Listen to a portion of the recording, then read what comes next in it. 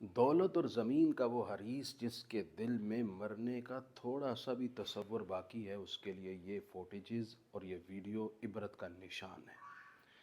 ایک شخص 2 سال سے مسلسل ایک پٹواری کی قبر پر آ کر روزانہ بددعائیں دیتا ہے اور سوال پوچھتا ہے کہ میرا کیا قصور تھا کہ میری زمین تم نے ناجائز طور پر قبضہ کر کے اپنے نام لگوا لی۔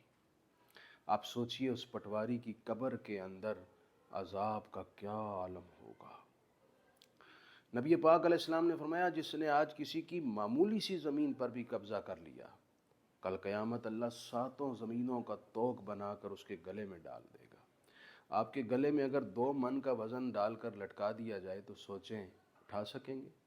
کتنی دیر پکڑ لیں گے؟ کتنی دیر اٹھا لیں گے؟ کیا حال ہوگا اس شخص کا جس کے گلے میں 7 زمینوں کا ٹوک ڈال دیا جائے گا۔